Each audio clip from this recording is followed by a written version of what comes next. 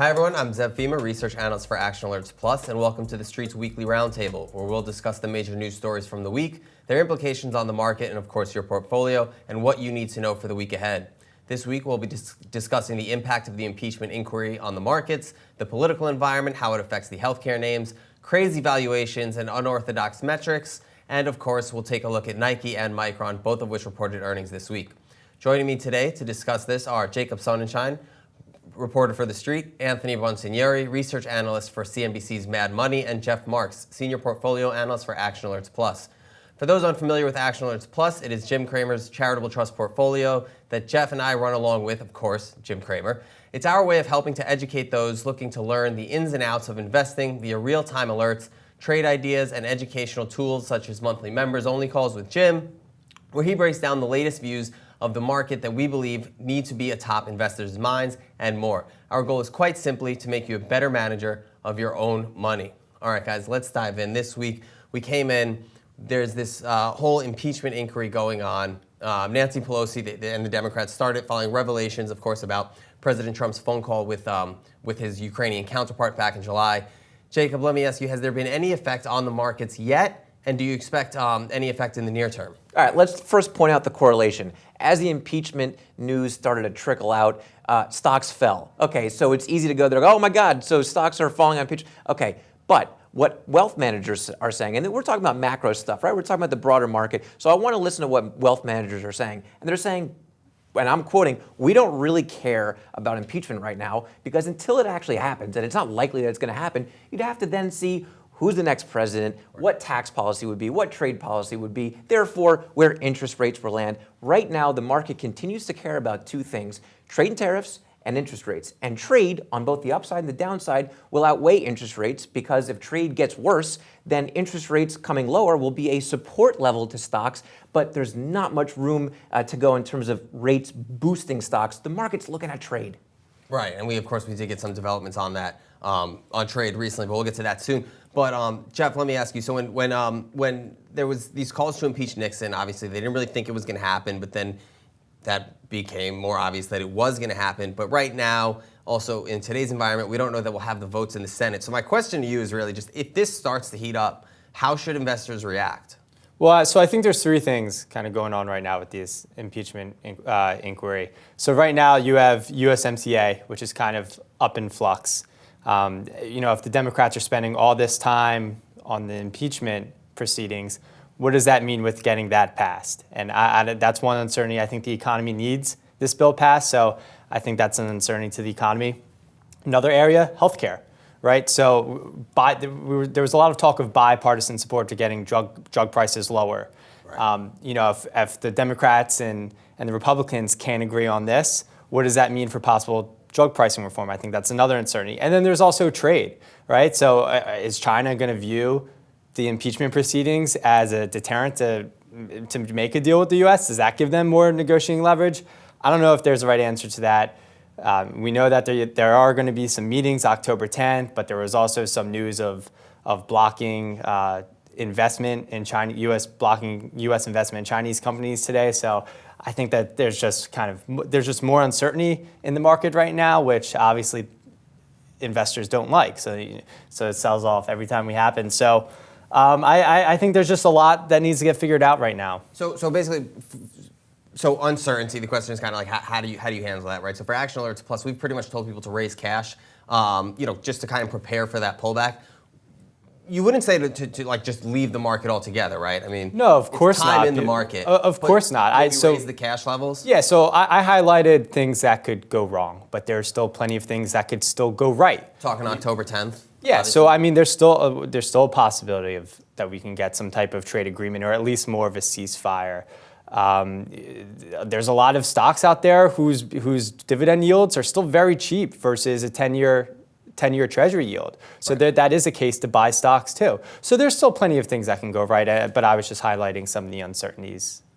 Okay, so let's move on real quick because we are we have been talking about the impacts of the political sphere. So staying with politics, Elizabeth Warren and Joe Biden has kind of overtaken Joe Biden in the national polls. And what we've seen with that is the rhetoric, obviously Medicare for all, putting some pressure on the healthcare sector. So Jeff, we bought UNH for the trust this week, and obviously we don't really see that rallying anytime soon, but do you want to kind of talk about the reasons that we decided to step in now? Yeah, of course. So the headwinds? We bought UNH. We waited quite a long time before adding to our position. We've owned this one for a long time, and what we saw with UNH was it was at a 2-year low, right? So the price kind of fell down back to where it was back in also April 2019. And lower previously that, so we traded against that level. The stock finally yielded 2%, and that's a pretty nice dividend again versus the 10-year Treasury yield. The company's buying back a ton of stock, and we could always see some type of an acceleration to the buyback too because the price has been so depressed recently. And then as our belief is that we don't think Medicare for all is actually going to pass. I think there's just too much agreeing that needs to happen in Washington, whether it's on both sides, whether it's how is it going to be funded in general. So whenever that pressure starts to abate, I would expect UNH to get back to a normalized PE level. Is that going to happen next week? Is that going to happen next month? I don't think so. There's probably still room for downside here, but sometimes you have to buy stocks when everyone's against it. When you almost have to kind of hold your nose and do a little nibbling because it is so out of favor. Right. So Anthony, let me come to you on this. I mean, how do you kind of weigh the idea of like investing in a name that's totally beaten up with these political pressures? I mean, do you really factor that in when you're considering names, or is it all about the fundamentals? I think you definitely have to consider it and factor it in. I mean, it's important to be paying aware to as many risks that could affect your position. You want to make sure that you're aware of it, but at the same time, you want to have that kind of owner mentality when you're making your investments. You want to be making sure that do I feel comfortable buying it at this price? This is the most important price. You can try and find a way of investing with what the term is called like a margin of safety. So there's a lot of different ways where you can price is what you pay, and value is ultimately what you get. So when it comes to investing, and you want to be aware of the risk, but at the same time, you want to be just focused on the day-to-day. You can't control all the different macro factors that are going to happen, but you can kind of control the price you pay for your investments and kind of how you do your due diligence and things like that. All right. So let's move on a little bit more micro real quick. Basically, what we've seen in the market right now is this whole bloodbath in technology, in the high-flying tech stocks, in the cannabis stocks, in a lot of these IPOs that are coming public, despite being completely profitless, and some of them even saying they don't really have an idea of how they're going to get to profitability. So, Anthony, you guys kind of broke this down, odd, mad, muddy. What are you sort of seeing in the market happen right now? So pretty much, we've definitely seen a bit of a bloodbath lately in the IPO market, like you said. I think right now 70%, give or take, of the IPOs that have gone public this year from their first trade are underwater. So that's pretty significant. Those are the people who, the everyday people, your average investor who had the ability to buy those shares, who weren't able to get it in on the IPO price. Most of them are underwater. So. With the valuations we've seen a lot of private companies that over the course of a couple of years have been able to achieve skyrocketing valuations, obscene price to sales numbers as a result of kind of easy money in the private markets. And now coming to public, they've kind of slammed it to reality. We saw WeWork flopped. It's been beaten to death about the crazy prospectus that we all read. Right now, ultimately, I think it just comes back to you have to put these companies into a realistic expectation when it comes to ultimately cash matters. Making profits is going to matter at some point. You can't, whether or not you're growing at 100% is great, but there has to be some realistic expectations, and it's bringing those back down. It's coming to your senses that ultimately, like I said before, price is what you pay, value is what you get. The value of that company is going to be determined over the long run through its cash generation. Yeah, and let's remember where all that pin action's kind of coming from too. We're seeing the IPO, kind of all these stocks kind of bust, so to speak, reverberate into all these high-flying tech multiple stocks too. And I think a function of that is if we do see some of these impeachment proceedings going well, and there is a case for Senator Elizabeth Warren to gain presidency potential presidency, she's going to want to tax these capital gains too at a higher level. So that's also incentivizing people because these high-flying tech stocks, these have been the winners over the last couple of years. If you bought Beyond Meat on the the data came public, and you're kind of worried about an impeachment process, you're probably pulling those profits. I mean, you've made a lot of money really fast. Right. So if you're worried that maybe you'll get taxed at a higher rate at a future date, maybe you do some selling now. Take those profits now. So I think that's part. I don't know if that's the right thing to do. I wouldn't approach it that way, me personally. But I think it is. We are seeing it in the market right now. Jacob, would you agree with that? That it basically at some point, traditional fundamentals are what's going to matter. The cash flow, the dividend coverage ratio, the return on invested capital, actually having earnings. Like at some point, is that just what investors need to focus on? Maybe not have an entire portfolio of speculative trades? Yeah, absolutely, because I feel like a lot of private tech companies right now are coming to market while the NASDAQ's up somewhere around 19% year to date, and they're like, all right, let's go get this valuation right now. And the market is like, okay, well, we're happy to take that risk maybe a few months ago from this point. We're happy to take that risk a little while ago, and there was some momentum stuff going on. The FANGs have had another pretty good year, with the exception of a couple of them.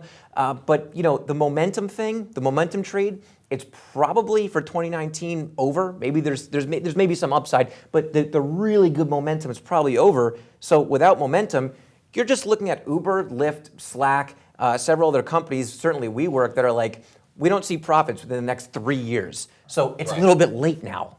I mean, if ever, I think in Uber's S1, they said they weren't sure that they could ever make a profit, or definitely didn't have a time horizon. And Jeff, we were kind of talking about it earlier today, the fact that Endeavor, they pulled their IPO. I mean, do you think that it is kind of a change in market sentiment where investors are coming around to the fact that, listen, you're not just going to kind of dump these companies on us, the retail investors, at these crazy valuations after years and years and multiple rounds of funding in the IPO market? Is that kind of what we're seeing to some extent, where now all of a sudden you have the Procter and the Gambles of the world, the Costco's trading at these highs, like these what Jim likes to call senior growth stocks, like that's what we're going for rather than these really highly speculative names? Yeah, and I mean those are also recession stocks too that pay dividends, so they'll kind of hold up amongst all this uncertainty. But to your point with the IPOs, yeah, I think it was important that the Endeavor IPO was pulled and WeWork was delayed, pulled back too, because it kind of just shuts the window down.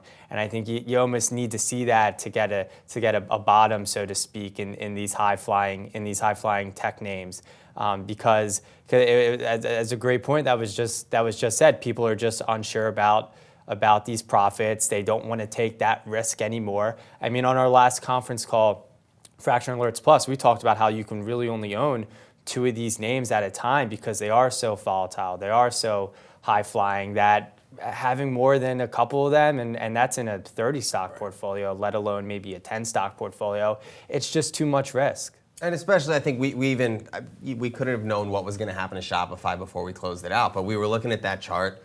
We said, as Jim put it, he's like, I don't trust hyperbolic charts.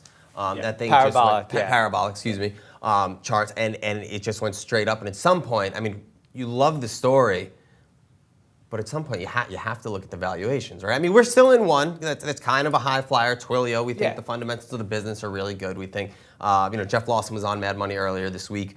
But to your point, Twilio's kind of one of the only more speculative high flyers that we have in the portfolio. I mean, maybe Amazon, but even that one, they've shown their ability to generate profits when they need to. But do you think it's okay to have like 1 or 2 of these in the portfolio as long as it's diversified? I think it's totally okay as long as you're diversified. Again, because some of these companies are sort of paving the way of the future, and in many cases technology. So Twilio, for example, which is the name we own for the trust, I mean, the digitization trend at the enterprise level is so strong, and that's where all these companies need to focus and invest all their dollars in. Twilio is the communication platform out there that's kind of spearheading that trend. So yeah, you're going to want exposure to that, and there are going to be bumps and bruises along the way. But as long as you're being disciplined and really looking for more of the weakness and dips to buy, and not trying to get the high tick and buying into strength, then I think you'll be all right. And then being disciplined and selling when those moves do go parabolic. Right, absolutely. So, Anthony, because we are on tech, let me just ask you real quick. We just got this news out of China. They're considering, delisting shares or somehow limiting investments. I'm not gonna, and I'm not gonna ask you to make a call on it because we literally just got the news before we came in here. But I mean, how should investors factor this into their thinking? Yeah, I mean, we just kind of learned about this too, and it's the moral of the story is should something like that happen. I mean, at the end of the day, owning a stock in ADR, if you do, you definitely have that risk of what happens if it gets delisted. Does it go to the pink sheets, the penny, the over-the-counter board? That seems to be what the answer would be. At the same time, the biggest thing to know is that you don't lose your ownership in the company. You still have your ownership. The market just gives you that opportunity to go there and buy or sell it every day.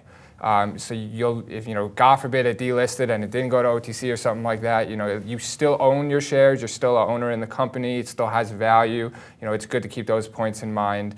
Yep. But even higher level than that. I mean, do investors just in this market, and especially as it relates to tech and China trade, just have to understand that volatility is the name of the game? That if you're going to be invested here, you have to expect tweets like this. I mean, yeah, the China stocks were really got hit, but the whole market kind of sold off on this. So on the one hand, we have negotiations set up for October 10th, and then all of a sudden we come out with this. I mean, is this kind of just something that investors should expect going forward, this kind of volatility? I think right now, volatility, it's what is volatility? Some people consider it risk. Others look at it as opportunity, which is what it can be. So, if you are, someone who worries about volatility or the stock trading up and down, at the end of the day, that's not really relevant. You should want to, be more focused on the underlying business of the companies that you own. If you're somebody who's investing in individual stocks, ultimately, you want to be aware of what's going on politically. You want to be aware of what some of the macro risks are, but you want to be understanding of, is your company growing earnings? Is it still trying to, build out that strong culture? Is it trying to increase products and, grow the underlying business? You focus on that. You take a longer term view, you don't have to worry about so much of the day-to-day gyrations and whether or not the stock's up today or down tomorrow. Kind of like Warren Buffett says, you shouldn't want to own a stock unless you're, okay with the stock market closing for a year or two. Hey, you know what's predictable, trends. Anthony? What's predictable with what you're saying? Yeah. There's going to be volatility. That we can predict. Exactly. So you might as well look through the trees with fundamentals. Yeah, and let's remember too that yes, we might have a lot of volatility on, right? This is really just the normal market. It was really 2017 was the year where volatility was so minimal. Till that blew up in everyone's exactly. face. That was so exactly. right. So there's obviously a lot of news changing day to day. One way versus the other. But this really is kind of more of like a normalized market. I mean, for the peak to trough pullbacks is still pretty, it's still almost pretty benign from historical standards. Right. I think you guys all together kind of raised a really good point. This is what we try and teach people over at Action Alerts Plus, and what Anthony is saying. You have to look at the underlying business. My favorite example is whenever Warren Buffett brings up the farm approach. You paid this for a farm today. I'm not just going to sell it cheaper because that's what someone's offering me. So I think the thing that everyone really has to keep in mind is when you do get this volatility, if you're involved in individual stocks, it doesn't really apply so much to ETFs, but you have to remember what it is that you own. That actually kind of transitions perfectly into what I want to talk about next. We got kind of the first glimpse of what earnings are going to look like. Jacob, you were covering some of it this week. I know you covered Nike. What were your takeaways from the quarter? I'm trying not to drink analyst Kool-Aid, but I'm really impressed by Nike. I mean, management's doing two things that I'm really impressed by. One, I spoke to an analyst from Wedbush, Jen Redding, who's retail, saying that the retailers, whether it's brands like Nike or department stores, the retailers that are executing digital are doing really well. That's number one. So Nike is back to acceleration. 27% growth sales in China, done through WeChat, done through digital. And then the other thing is, in the face of some currency headwinds and in the face of tariffs, Nike has expanded its operating margin to 12%. They are managing their supply chain incredibly well. So these things, to me, speak to management's ability to, on the revenue side, understand what drives growth, and then on the cost side, mitigating cost headwinds. Some analysts are looking for operating margin expansion. Whether or not we're going to get that, now you're at 26 times forward earnings. But if you're expecting 15% plus earnings growth, which You look at FactSet, that's what you're expecting. Don't just throw in the towel. Can management uphold that? Well, I'm really impressed at what management has done.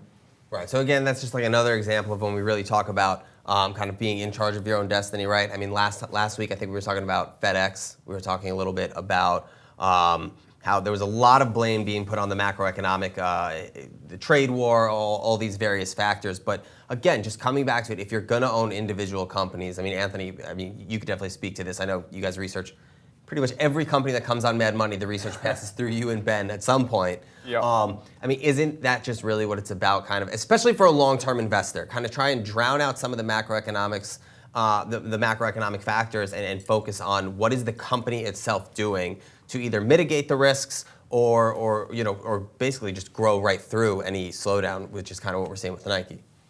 Yeah, I mean, and as you know, there's a really good saying that I always like to think about is, especially when it comes to macro forecasting, is, there's two kinds of forecasters. There's those who don't know, and there's those who don't know they don't know.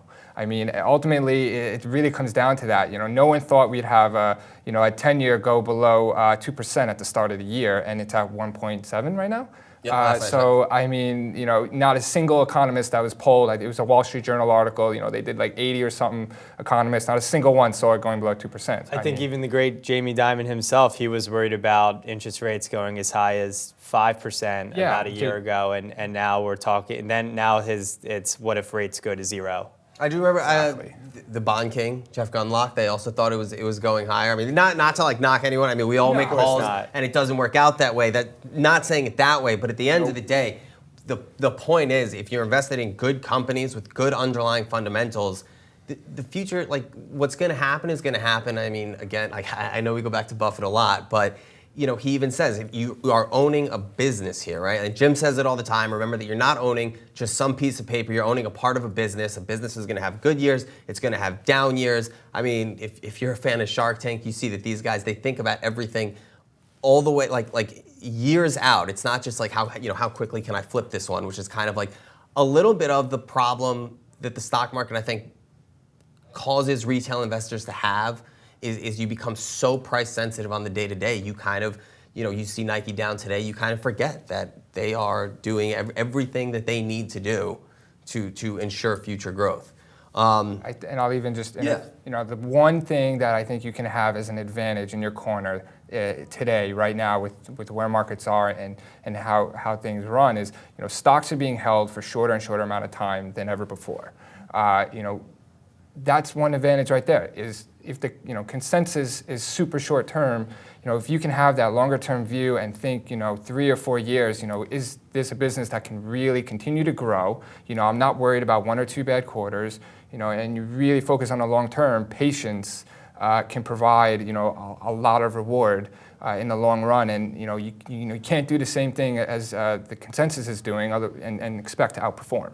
Right. Don't get caught up in the herding mentality. And you're not a hedge fund. You don't have to come to your investors every 3 months. Yep. I mean, interestingly, actually, I was just talking with Ari, who works with us at Action Alerts Plus, and we were talking about Alibaba a little bit. And this is just kind of a name that we've been following. It's kind of the only China stock that Jim's recommending. Well, we'll see if he's still recommending after this delisting news. But that's kind of, I think, like a perfect example. Just China stocks in general. The question is, if you're bullish on the Chinese economy over the next 10 years, right? Like, so my personal belief is that, yes, we have near-term volatility, but, maybe in Tim Cook's camp, I do think that eventually the two largest economies on the planet do have to work together.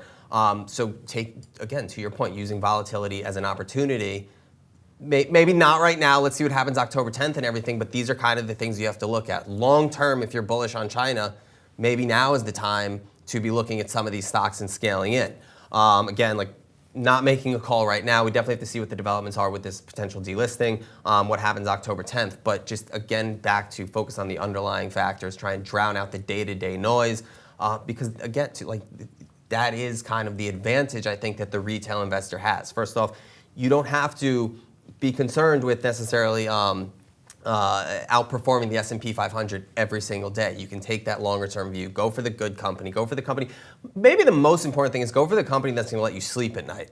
Because peace of mind, I mean, if you're in like these speculative plays and that's your whole portfolio and you're losing sleep, it might not be worth the return. So So real quick, sticking to earnings, Jeff, Micron reported earnings last night. I think the results were kind of in line. There was a little bit. It's a good example of people trying to short-term trading. I think that one. I think Micron is a good example there. But yeah, Micron quarter. I mean, so we look at Micron from the perspective of Lam Research, which is a capital equipment maker, to a company like Micron. And yeah, we went over the conference call, and Micron's down today, Friday, and Lam Research is falling along with it. But I read it. I like some of the stuff that I heard. I thought the commentary around NAND was very encouraging, with demand expected to outpace supply.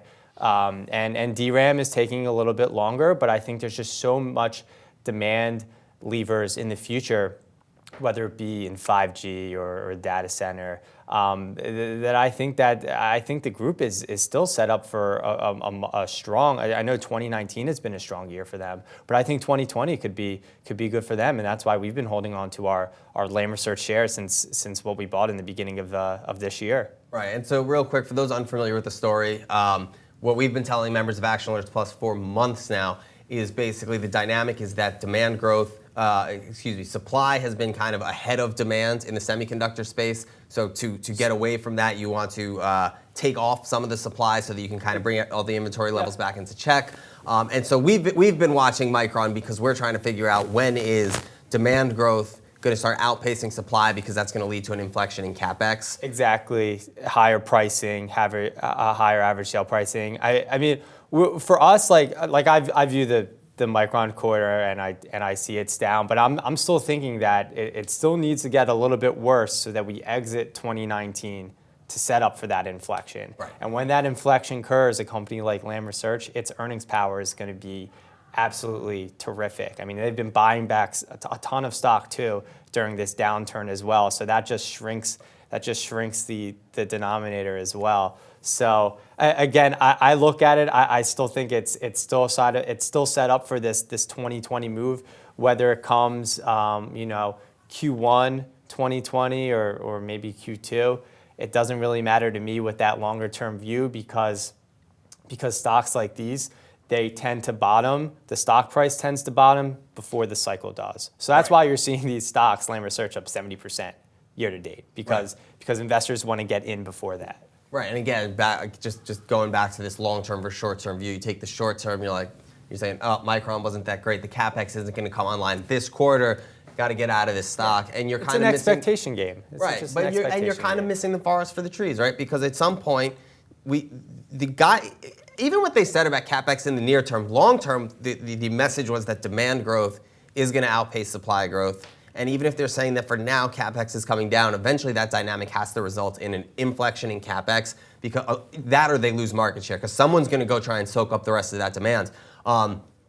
So that's pretty much what we're holding on for, right? So to me, if it keeps going lower, I would want to look to buy back some of those shares at some point. I mean, not right here. We kind of took some off because, again, kind of what we saw with Shopify. We'll save that for an Action Alerts alert. Save it for that. Action Alerts Plus alert. No, for sure. Yeah. Did you cover the Micron quarter? Yeah. Well, you noticed the lower gross margin guide. You noticed the earnings. And I had a similar thought to you, Jeff. I thought, well, 2020, 2021, you're looking at a pricing rebound, a revenue rebound, and an earnings rebound, especially in the memory space at large. Isn't there an X factor? What do you do? How do you prepare? In December, if tariffs are not taken off the table, it's going to hurt Apple, that's going to hurt Micron. So how do you prepare for that? How do you stick to your game plan, I think, because again, I know that these tariffs are going to come in play, but these companies, especially some of the larger ones, they're doing things to mitigate the tariffs, and yeah, maybe we'll see some increase in pricing, but it hasn't hurt the consumer yet. So as long as the consumer stays fine, I think we're still in line, and really a lot of these moves are going to be 5G predicated, and that's going to come, tariffs or not. That spending is going to hit there because companies are investing in that infrastructure. So we view that really as that key driver to future demand, and maybe less as much as maybe like the Apple smartphones. I think it's really that infrastructure build out, the 5G base stations, which we own Marvell. I think Marvell Technology is a fantastic stock for 2020. We're going to have to get into Marvell another time. We are running out of time, but I would just really quickly say I would double down on Jeff's commentary. I think whatever happens with the tariffs, that's a near-term focus. Longer term, it's about 5G. It's about the data center. It's about, you have a CPU shortage that's kind of easing a little bit. So it's about the computers, esports, Internet of Things. I mean, just go read Mark Benioff's book about the fourth industrial revolution. DRAM and flash memory is a secular growth market in my view. And I would add, at the end of the day, Micron wants their average sale prices higher, right? So there's things that they can pull back on CapEx spending near term to drive that up in the future, supply in the future. That's all the time we have for today. Okay, that wraps it up for this week's show. Be sure to get over to TheStreet.com for all the market coverage you need. And for more in-depth advice on portfolio management, get over to ActionAlertsPlus.com and check out Real Money for all types of trading strategies. Finally, big thank you to Jacob, Anthony, and Jeff for joining me today. I'm Zev Fima. We'll see you next week.